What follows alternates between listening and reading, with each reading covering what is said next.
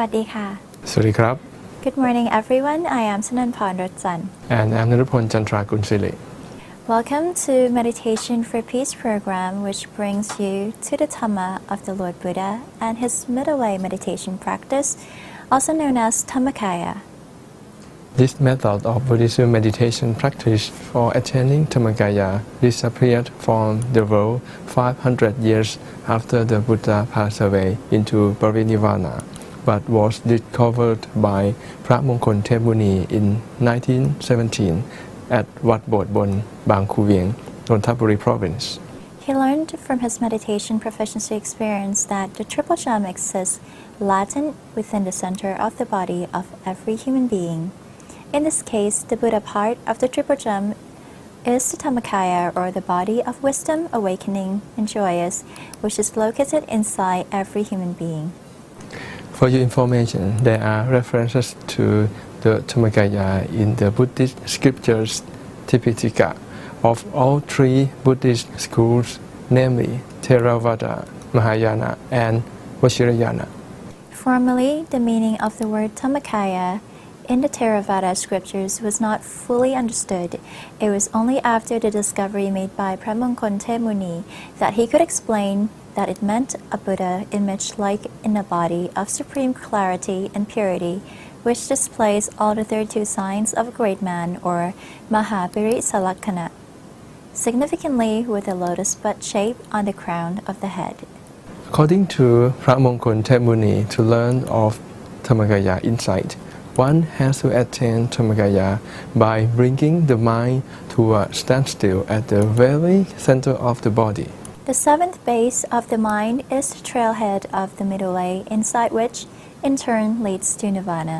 Now comes the time of our Dhammakaya meditation practice with the most venerable Pratapavana Visud Lungpa Thammachayo. Let us have a self-experience together.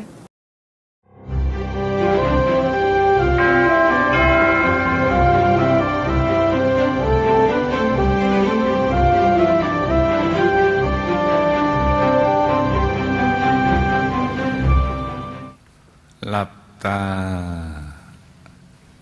baoพอสบาย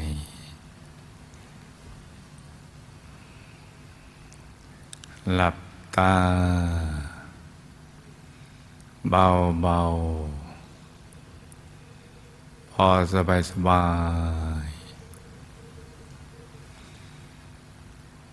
ผ่อนคลายทุกส่วนร่างกายของเรานะจ๊ะ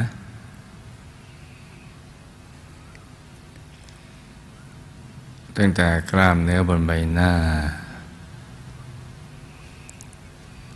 ศีรษะให้ผ่อนคลายลำคอบ่าไหล่แขนทั้งสองถึงปลายนิ้วมือให้ผ่อนคลายบริเวณลำตัวขาทั้งสองถึงปลายนิ้วเท้าให้ผ่อนคลายทั้งเนื้อทั้งตัวเลยนะจ๊ะปรับท่าทางเราให้ถูกส่วนให้มีความรู้สึกว่าผ่อนคลายสบาย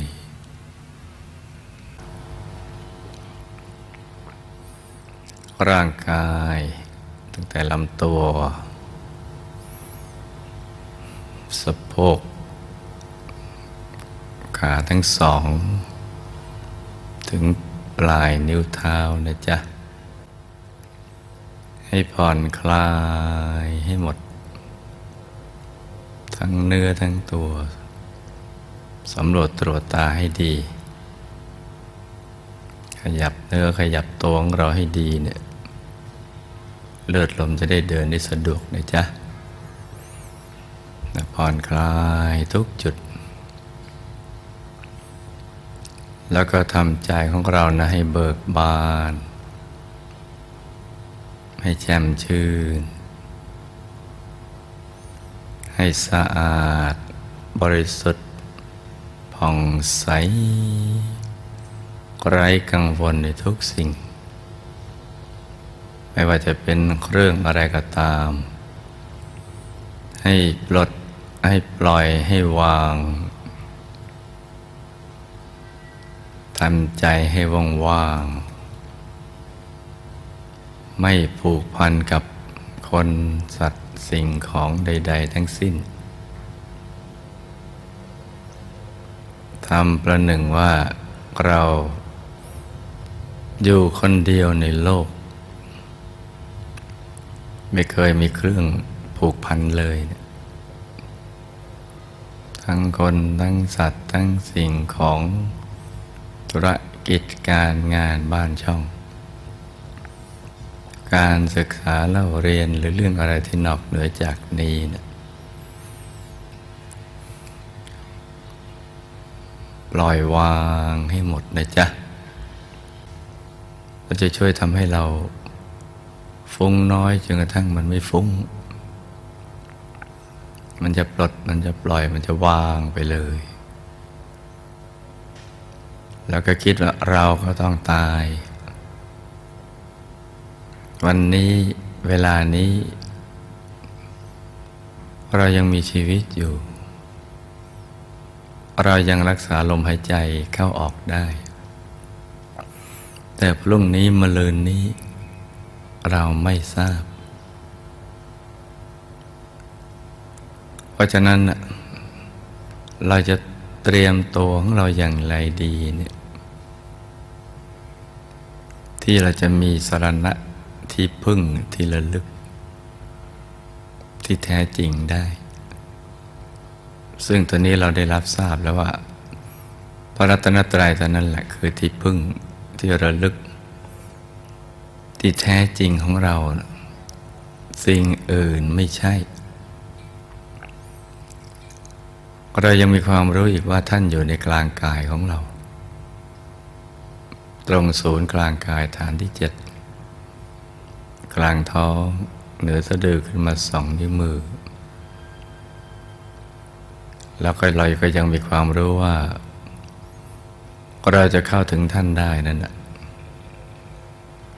ต้องอาศัยใจเนี่ยหยุดนิ่งอยู่ที่ศูนย์กลางกายฐานที่7อย่างสบายๆการให้โอกาสกับตัวเราเองทำความเพียรอย่างถูกหลักวิชาจากครั้งละ1 นาทีเนี่ยมันก็จะค่อยๆเพิ่มพูนไป2 นาที3 นาทีมันก็ขยายเวลาเพิ่มขึ้นเราได้เดินไปข้างหน้าอยู่ตลอดเวลาลุกหน้าเข้าไปเรื่อยๆก็เท่ากับว่าเราใกล้ไปสู่จุดหมายปลายทางเข้าไปเรื่อยๆเพราะฉะนั้นเราหยุดใจไปหยุดนิ่งๆฝึกไปเรื่อยๆอย่าไปท้ออย่าไปฮึดฮัดเอาจริงเอาจังเกินไปให้ทำใจหลวมๆเหมือนเราสวมเสื้อผ้าหลวมๆกันนะประคองไปเรื่อยๆประคองใจไปภาวนาสัมมาอรหังให้มันติดไปจนกระทั่งเราเก็บเอาไปฝันอย่างนั้นตื่นหลับฝันมีแต่คำภาวนาที่มันติดไปจนกว่าจะถึงจุดที่ถึงฝั่งของสมาธิแล้วเห็นดวงใสแล้วเราก็ไม่จำเป็นต้องใช้คำภาวนาต่อไปเพราะฉะนั้นพอเรามานั่งเพราะเริ่มจะมีอารมณ์อยากจะนั่งอีกตอนนี้เราก็จะอยากได้ประสบการณ์เก่าๆที่เราเคยได้แต่ความอยากตอนนี้มันจะรุนแรงจนกระทั่งกลายเป็นความลุ้นเร่งเพ่งและก็จ้องซึ่งพอความรู้สึกนี้เกิดขึ้น ลมมันก็หยาบลมในตัวกายก็หยาบใจก็หยาบพอใจหยาบมันก็ไปสู่ที่ละเอียดไม่ได้ดวงธรรมใสๆนั่นเป็นของละเอียดเมื่อเครื่องทรงกับเครื่องรับเนี่ยมันมีความละเอียดไม่เท่ากันอายตนะมันไม่ตรงกันมันก็ไปถึงไม่ได้อันนี้แหละคือสิ่งที่ผู้ที่ชราใจจะได้รับถ้าเคยได้แล้วก็ปล่อยปละละเลยไม่ทำต่อมันเหมือนเป็นการลงทันกับตัวเราเองเนี่ยโดยความทุกข์ทรมานว่าสิ่งที่เราเคยได้และเข้าถึงแล้วทำไมเราไม่ได้อีกทั้งที่สิ่งนั้นก็ยังมีอยู่ที่เดิมและพร้อมที่จะให้เราเห็นได้ตลอดเวลานี่เพราะความประมาทและชราใจสำหรับผู้ที่เคยเข้าถึงแล้วนะเพราะฉะนั้นถ้าเราเข้าถึงแล้วก็ต้องหวงแหนเอาไว้รักษาเอาไว้จากการทำใจหยุดนิ่งดูไปเรื่อยๆทั้งหลับตาลืมตาในทุกอิริยาบถและทุกกิจกรรมไม่ว่าจะครองเรือนออกกำลังกายทำมาหากินศึกษาเล่าเรียนหรือทำอะไรก็แล้วแต่แล้วก็ตรึกไปในสุดมันก็จะติดเป็นอัตโนมัติเมื่อติดเป็นอัตโนมัติแล้วเราจะไปหกเขมรตีลังกาอย่างไรเนี่ยมันก็ยังเห็นอยู่จะหลับตาลืมตาจะพูดจะคุยจะติดต่อธุรกิจการงานมันก็ยังเห็นอยู่ภายในซึ่งมันจะแบ่งออกมาภายนอกครึ่งหนึ่งแล้วอยู่ภายในครึ่งหนึ่งเองเป็นอัตโนมัติคล้ายๆกับว่าดวงธรรมใสๆที่เราเข้าถึงนั้นเป็นอวัยวะส่วนหนึ่งของชีวิตจิตใจของเราเหมือนดวงตาจมูกใบหูก็เป็นอวัยวะส่วนหนึ่งร่างกายนี่ก็เหมือนกันแต่หลังจากนั้นก็เราก็ฝึกหยุดนิ่งไปเรื่อยๆที่กลางดวงนั้นฝึกไปทำความคุ้นเคยกันไปเรื่อยๆพอคุ้นเคยหนักเข้าเดี๋ยวมันก็จะถูกดึงแล้วก็ดูดเข้าไปสู่ภายในแล้วก็เรื่องราวดีๆก็จะเกิดขึ้นจะถูกเปิดเผยขึ้นหัวใจเราดิ่งเข้าไปสู่ภายในและขยายไปทุกทิศทุกทางเราจะเข้าถึงดวงธรรมใสๆกายภายในที่ใสๆกายของตัวเราเองส่องกระจกก็เห็นแต่นั่นก็ยังไม่ใช่แต่ว่าเวลาหลับแล้วฝันเห็นนั่นแหละใช่แต่ตื่นมาแล้วมันอยู่ตรงไหนก็เราไม่รู้แต่ถ้าหยุดนิ่งแล้วเข้าถึงได้ถึงจะรู้ว่าอยู่ตรงนี้เองเนี่ยเป็นชีวิตภายในกายละเอียดกายละเอียดมนุษย์ละเอียดนี่เนี่ยมันจะมีภพภูมิของเขาภพภูมิของกายมนุษย์ละเอียด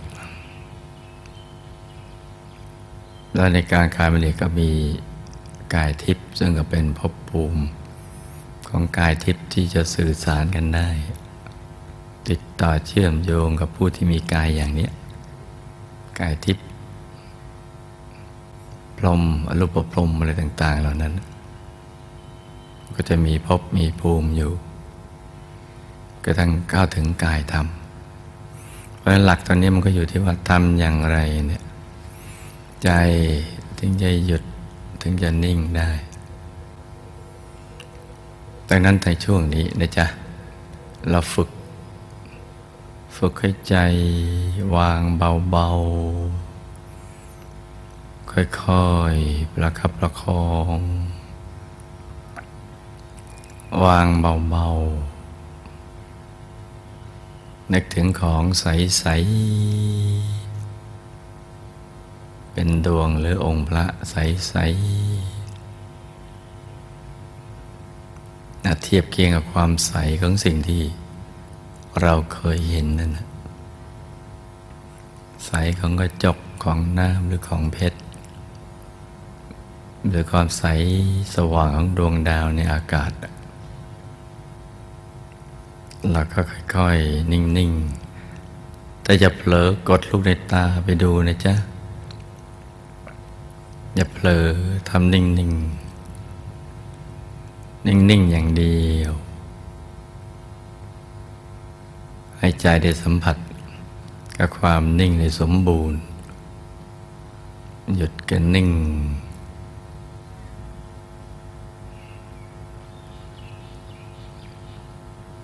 จะภาวนาสัมมาอรหังสัมมาอรหังเรื่อยไปหรือจะไม่ภาวนาก็แล้วแต่ใจเราสมัครเอานะจ๊ะสมัครใจอย่างไรก็เอาอย่างนั้นเราลองทำกันดู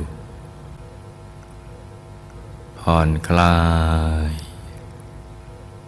ยใจนิ่งนุ่มเบาๆสบายฝึกกันไปนะจ๊ะ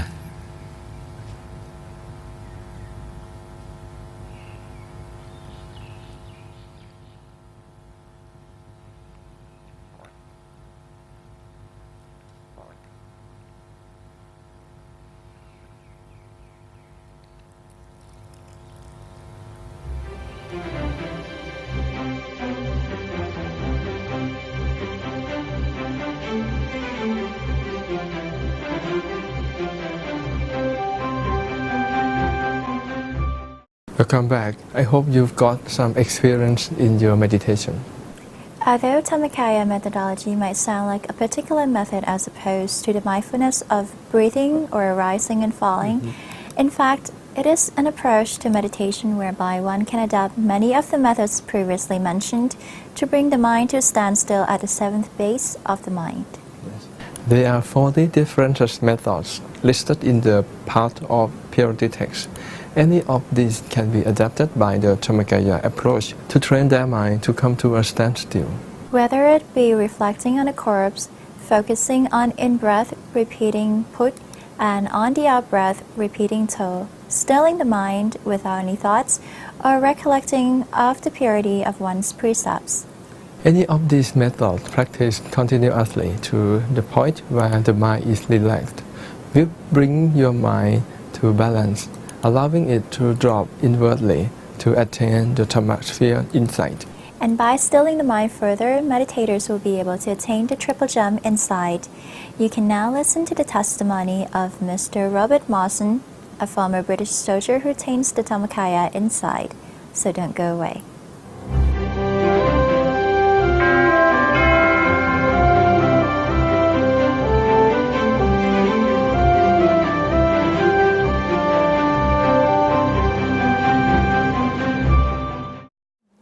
So I had 13 compression fractures in my spine, and I had to have 3 surgeries, totaling about 16 hours in all, to have metal rods and pins placed the whole length of my spine. And in 3 years I shrunk 6 3/4 inches. Oh my. And I tell everyone that when you see my wedding pictures, my wife is here and I'm up here. Right. But now we're the same height. Same height. Yeah. But she likes that, right? And she likes that, yeah. So that's a lot of height to lose in a 3-year period. And I still have a lot of pain from that surgery. But I help ease the pain with meditation. So how exactly do you do it? Are you meditating all the time? Well, I've learned to keep my mind at the center of my body, no matter what I'm doing. Okay. And one has to be mindful. Yes. Most people who learn to meditate are not really mindful. They will meditate 30 minutes in the morning perhaps and 30 minutes in the evening, but they're not mindful of what they're doing throughout the day. Okay. And a lot of people don't believe that You can have your mind at the center of your body and still perform whatever you're doing. But that's not true. You can actually keep bringing your mind to the center of the body, and the chances are that you'll be more effective in your daily life. Right. In fact, you will find solutions instead of problems. Right. And you look out into your own world, and that will be a world of solutions instead of a world of problems, which the normal person would have who does not know how to meditate. Right, right. So, can you tell us more about how you became a meditation instructor? We know that Long Paul wanted you to be his voice in the West. Yes, Luke Paul asked me to Right. be his voice in the West, which was a great honor, as I mentioned earlier. Yes. And another great honor is that he gave me this crystal ball. And he actually said that I had been teaching people to meditate for many lifetimes. Right. So he arranged a small class in his office Oh, I see. and had me teach that class Mm-hmm. with someone interpreting what I was saying. You see, anyone can lead meditation. Anyone can say, relax all the muscles of your body Right. from the top of your head to the tip of your toe. That's easy to do. What is not so easy is to give the student the correct answer to questions. Students often ask very, very searching questions. And as an instructor, as a teacher, if you don't know the answers to those questions, students will lose all faith in you, and you will lose face. Right. And I think what Luang Por wanted me to do was to teach several courses here in Thailand before I went out into the world and teach, so that I would gain confidence in teaching, and so that I could prove to myself that I could really teach this form of meditation.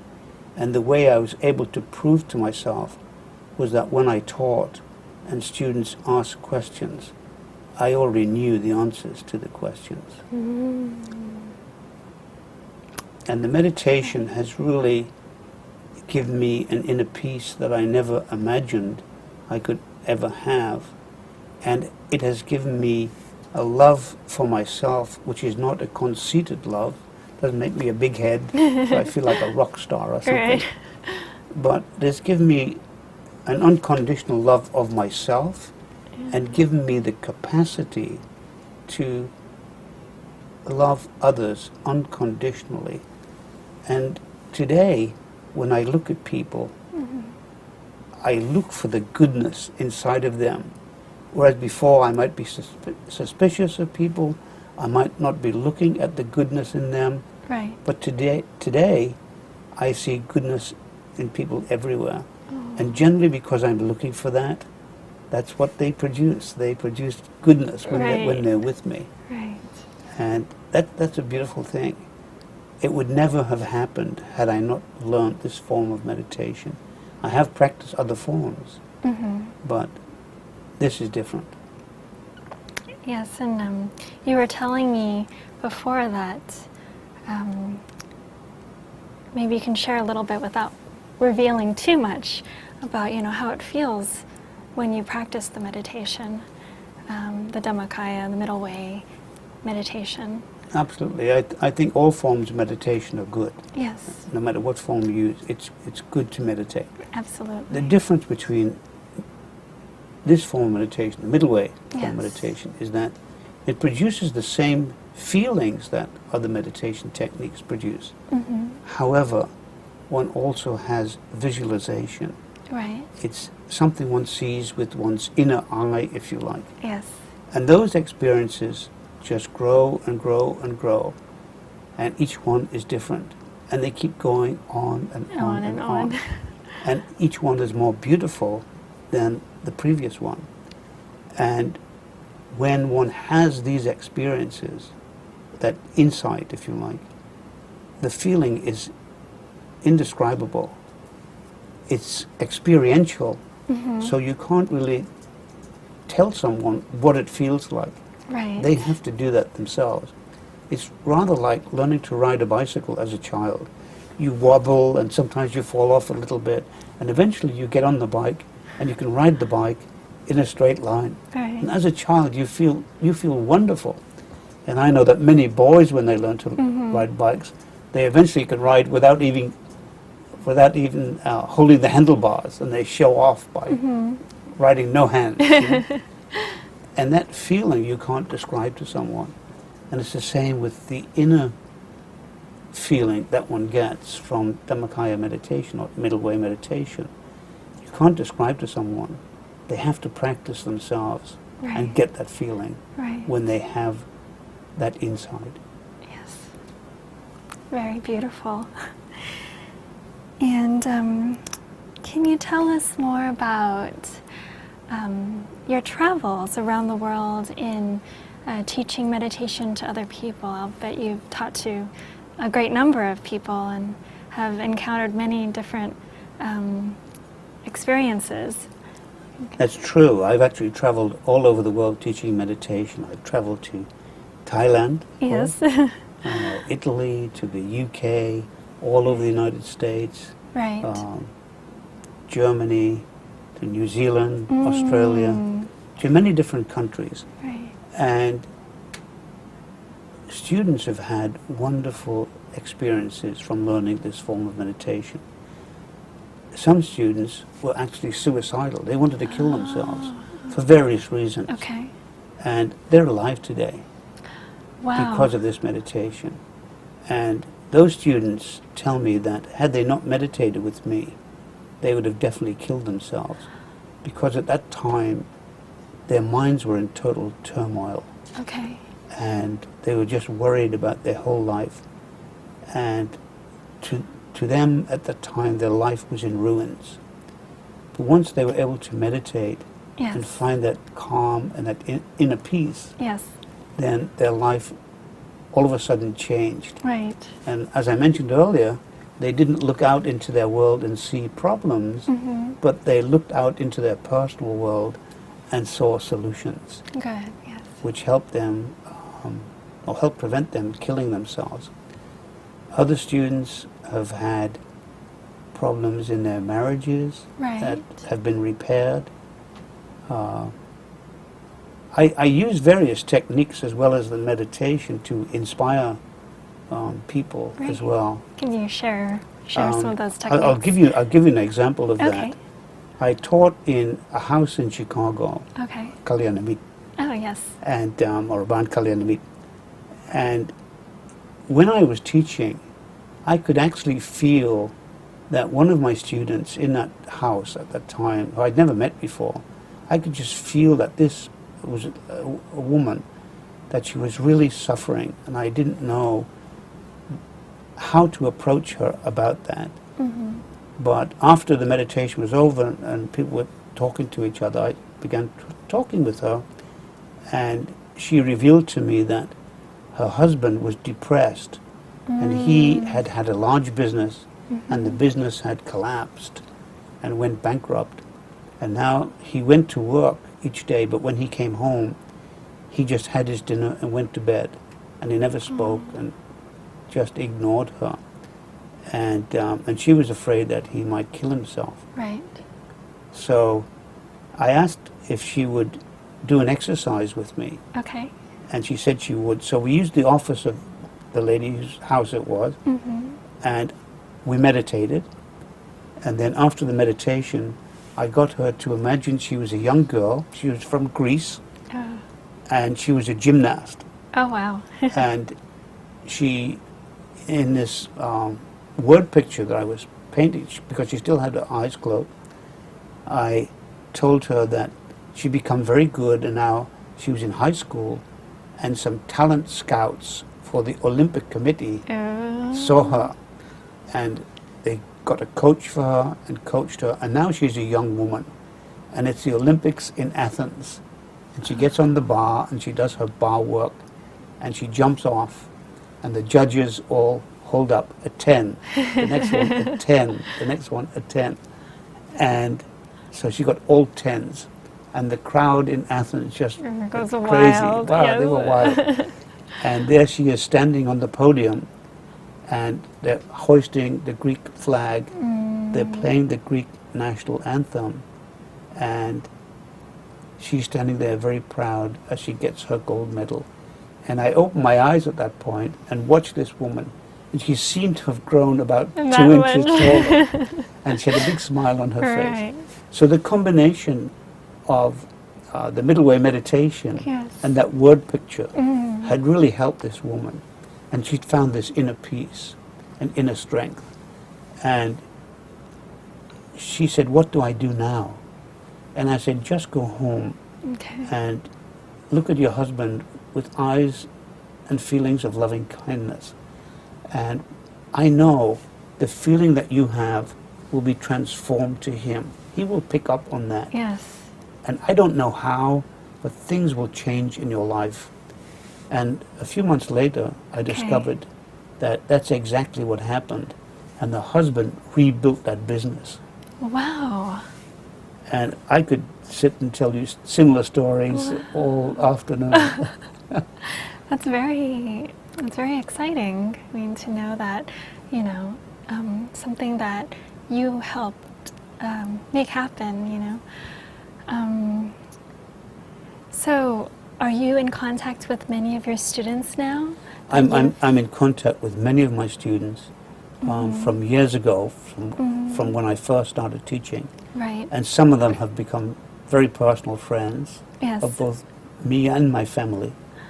And that's wonderful. I had another student who I hadn't seen for years and years, a young man, and then I got an email from him asking me to help him, and he wanted to go and teach people, Chinese people, in a mountain village, teach them English at a school there. But his parents were afraid to let him go because it was in a remote area in China. And in his email, he said, "Ajahn, what can I do?" And I told him, number one, you should meditate before you talk to your parents. You should go to them with love in your heart, a smile on your face, and you should begin by thanking them for all they've done for you, because it takes a lot to rear a child. Right. And great sacrifice. And your parents are good people. They sacrificed a lot for you. And what you have to explain to them now is that you are no longer a child, although they see you as a child, and they'll always see you as a child, no matter how old you are. But now you're 28 years old, and you want to make a difference in the world. And you want to go and teach these children English so that they too can make a difference in the world. Right. And that's the way you talk to them. And you bring loving kindness to that conversation. And I'm sure when you do that, they will let you go. But make sure you meditate first so that you have inner peace. Right. Because if you go with some anger inside of you, then the conversation will go the wrong way, and they will tell you not to go. Right. Well, the next email I got from him was from China. And he was in some little place where you could have internet access. And he told me he was teaching these children in this remote village, and that he loved the job, and the children loved him. So he was making a difference in people's lives, and he would not have been able to do that had he not learned this form of meditation.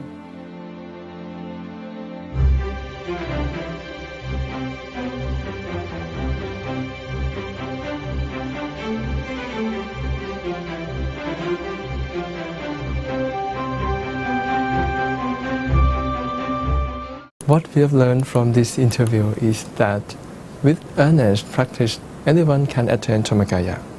And when one starts to attain the inner experience in one's meditation, one should not be complacent, but recollect those experiences the whole of the time so that they become as much a part of your life as breathing. Right? In this way, your meditation experience will allow you to abide in happiness, fulfillment, and non-recklessness forever, while your meditation experience continue to progress without end. We actually come to the part For a Dhamma lecture, Venerable Sander K. Matamo today will continue his talk on righteousness and the Eightfold Path, which is the core of Buddhism. It is important, so don't go away.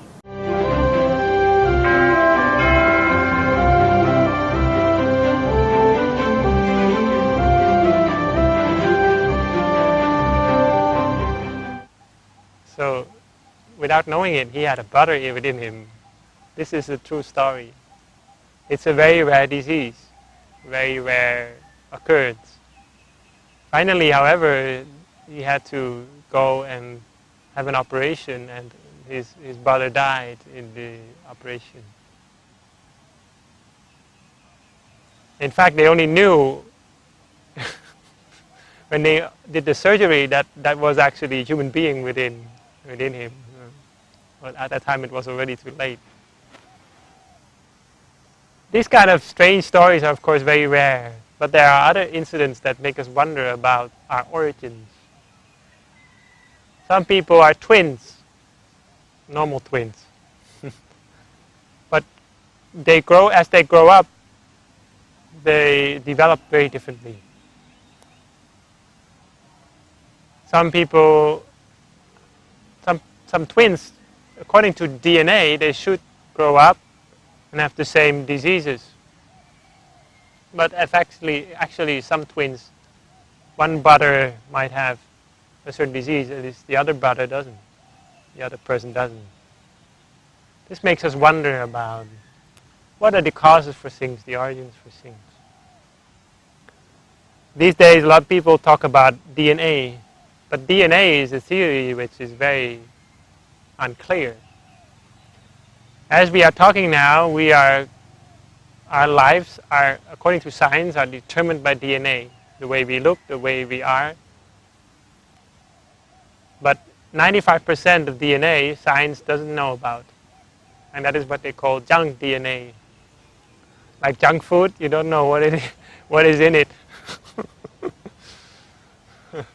You buy it and it looks like food, but you're not sure. Something like that. Anyway, junk DNA is the word they use for that. 95% of our DNA, they don't know what it is, but it does. And if we compare a human being with for example, compare a human being with some animals, for example, a mouse or a rat. Some animals, for example, a monkey, have the same DNA if you include the junk DNA as well. It's just 2% different than human beings. So are human beings 2% different from monkeys? And some animals actually are not alike at all, but they have similar DNA. There are even some plants that have similar DNA as human beings. So the whole theory of DNA is pretty confusing. And most science are not so certain about it as actually. And then another thing is that now there is a new theory that says that we can actually change our DNA. We can switch it on and switch it off. So you feel that some DNA is bothering you, you have some disease that came from genetics, you can actually switch it off. And that is what they call epigenetic therapy.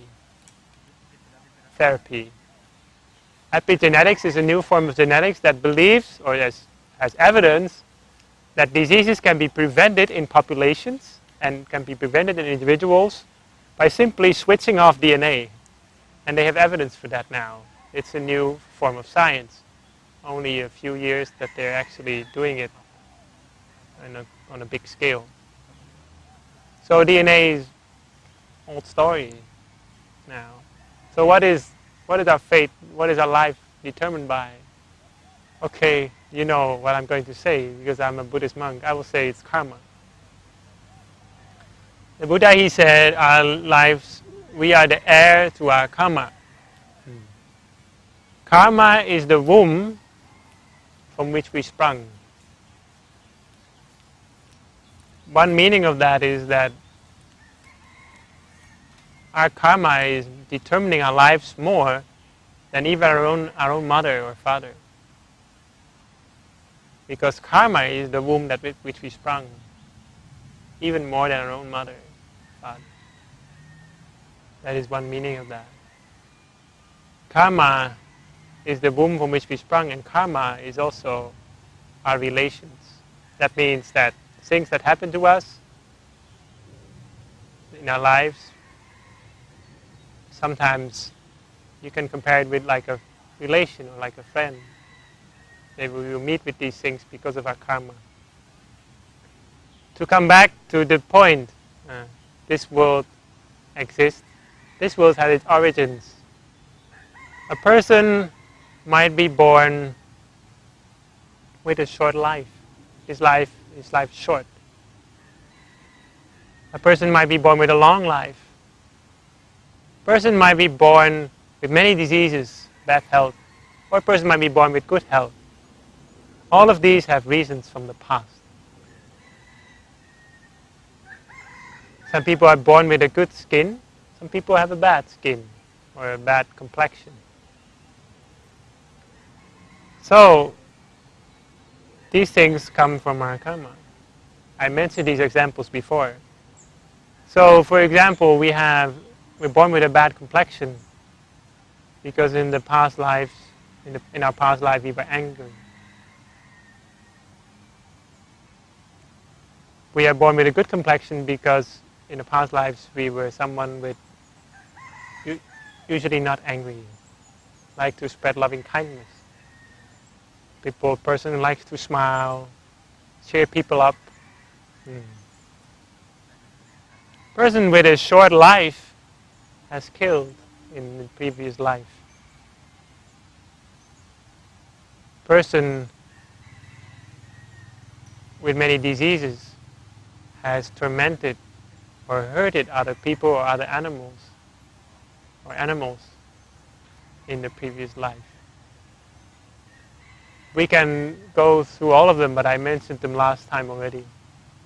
In other words, what we are today is a result of our actions in the past. But it's not the whole story.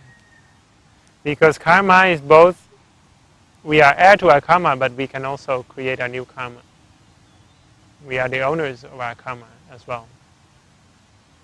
That means that karma, as I mentioned last time, is not the same as some sort of fatalism, or as some Asians believe that we are born to just be subject to our karma. We are not born to be subject to our karma. We are born to develop good karma. So, some people might find it a little hard to consider the notion of rebirth. So there is actually a case study on this. There was one kid, there are many case studies on this in fact. One kid called James, born in Texas. When he was only 4 or 5 years old, he could remember, he would talk to his parents who were Christians and strong believers. If you ever gone to Texas, you know that there are many Texans that go to the church regularly. It's a state that is pretty Christian. That may be changing quickly, I'm not sure, but that, as far as I've heard, they are pretty Christian. This family was a family which was pretty Christian. And the whole idea didn't come to them until much later that their child was actually remembering a past life. Because their child called James was talking all the time about planes, airplanes.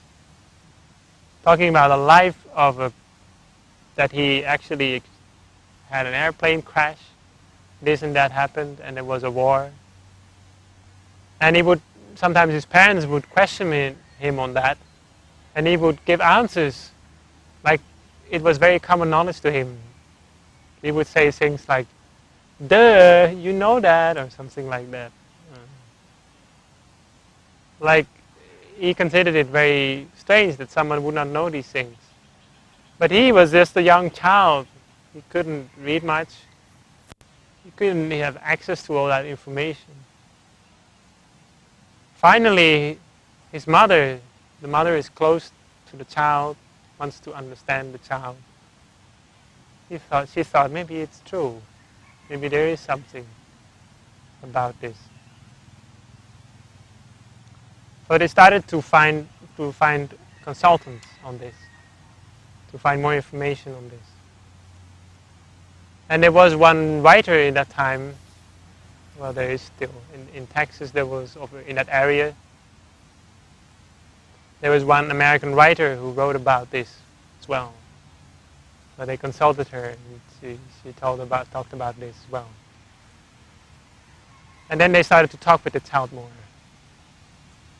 and to ask about this without imposing anything on the child, on any opinions.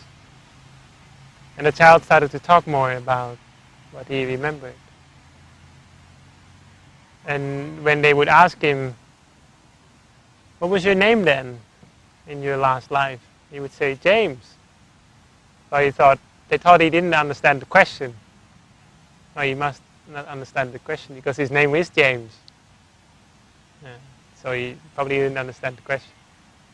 Finally, however, they started to find out, try to search for information on what the child was describing. The father, who was very skeptic, more skeptic than the mother, finally he thought that this is amazing. How could he know all these things? So he started to find information. You have to realize this child was only a few years old. He's just watching things like Teletubbies or something. He's not watching programs on warfare or pilots or models of airplane or something like that. He doesn't have that information available. Finally, they found out that there was a man who lived during the Second World War and was, according to the description of the child, was shot down by the Japanese. And his airplane landed on the place exactly as the child is described. And the name of this pilot was James.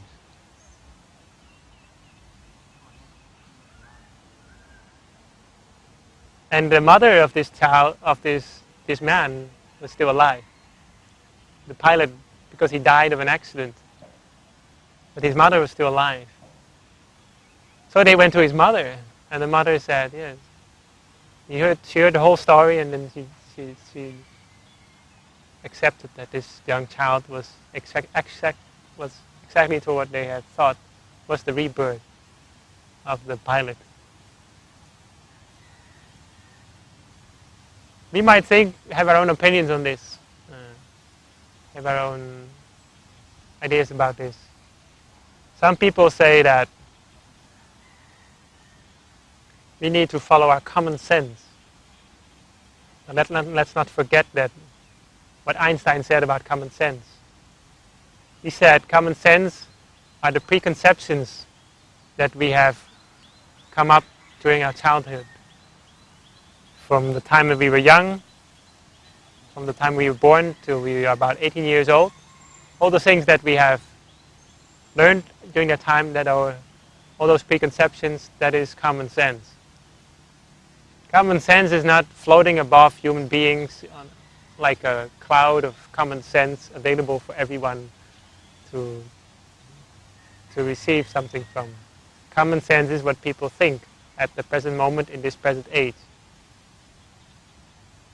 So, having learned about all these things today, we can accept that we don't know many things. And it's worthy of learning. The Buddha, he didn't concern himself with the question whether rebirth exists or not. He concerned himself much more with the question and the important notion that karma from the past exists. And if karma from the past exists, that means, of course, rebirth exists. Because our current lives are not an accident. They're not accidental. Some people are born rich, some people are born poor, some people are born strong and healthy, some people are born weak, some people are born wise, some people are born not wise, unwise, stupid. Why? There are reasons for things.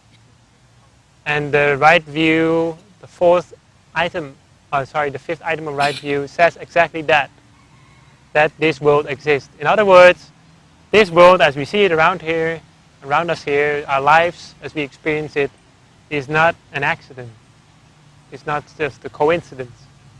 It's not just circumstances or nature or something like that.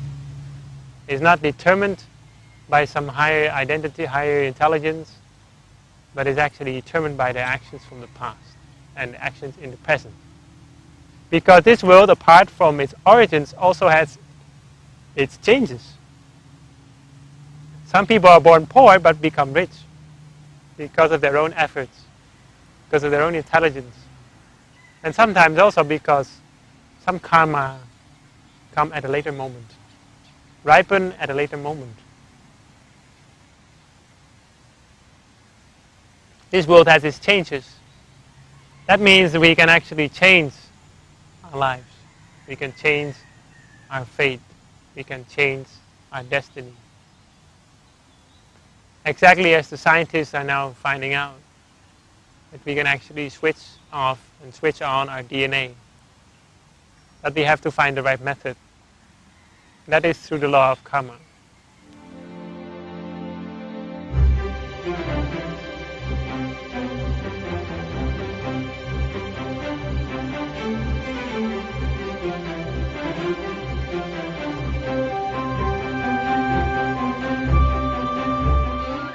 Next on our show, again, you will see the video presentation of the merit-making activities done by the followers of Wat Prathamakaya who know that the ups and downs of life are dependent upon the accrued merit. So don't be surprised to see these people cultivate their merit in the humanitarian task so seriously. Let's watch and rejoice in their merit. สวัสดีค่ะวันเวลาแห่งการฝึกฝนอบรมตนเองของนาคธรรมทายาทรุ่นเข้าพรรษาก็ก้าวเข้าสู่วันที่ 9 กันแล้วนะคะและตอนนี้หลายๆศูนย์อบรมทั่วประเทศก็ได้จัดให้มีพิธีขอขมาและรับมอบผ้าไตรขึ้นซึ่งวันนี้เราจะไปร่วมอนุโมทนาบุญในพิธีขอขมาที่เต็มไปด้วยความซาบซึ้งใจณศูนย์อบรมวัดพระธรรมกายจังหวัดปทุมธานีค่ะ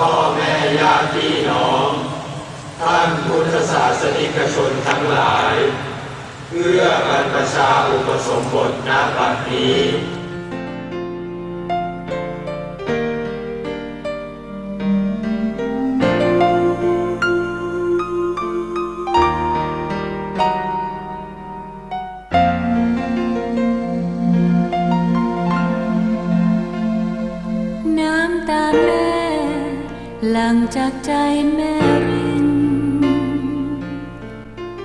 เพียงแม่ได้ยินคำกล่าวอำลาดวงใจของแม่จะบรรพชาเรานั้นมาต่างทิศทั่วไทยเรานั้นมีเป้าหมายหนึ่งเดียวคือเรามาร่วมกันสร้างบารมีดูเหมือนเราต่างคนต่างวัยในหัวใจต่างคนใฝ่ฝันบวชเป็นพระร่วมกันรวม100,000 องค์เรานับวันต่างรอต่างคอยให้เราได้มาร่วมกันสร้างตำนานฟื้นฟูผู้ศีลธรรม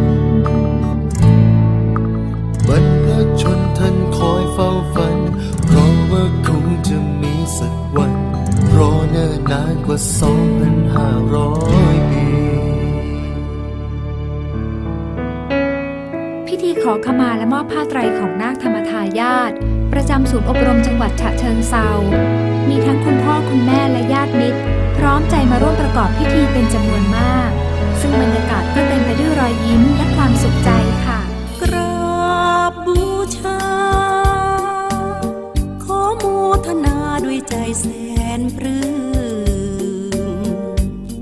น้ำตาจะไหลซึมกี่ปีไม่รู้ลืมบุญใหญ่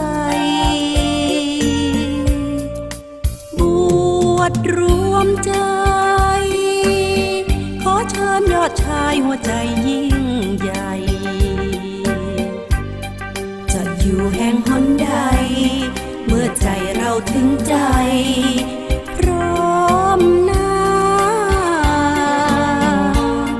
บวชพระเข้าพรรษาถึงพระถึงทำได้ความหวังลูกผู้ชายให้ได้สัก1 พรรษาชีวิตสัมมนาเป็นพระผู้หาญกล้าพร้อมถวายชีวา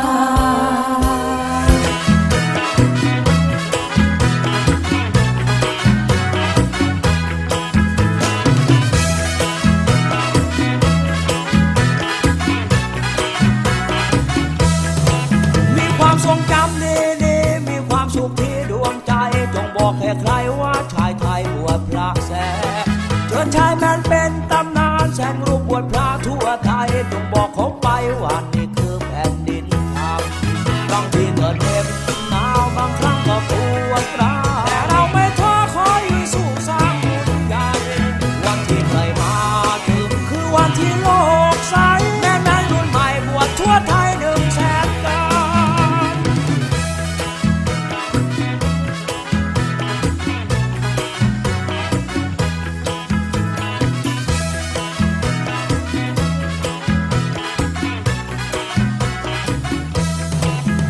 ประเพณีโบราณทุกคนเข้าวัดทำบุญวันเข้าพรรษาของไทยชายไทยบวช1 พรรษาวัฒนธรรมนี้งามชาวไทยมีศีลปรองดองเท่าไทยทั้งพ้องพี่น้องกันใช่อื่นใด We now come to the close of our show. Hope everyone enjoy.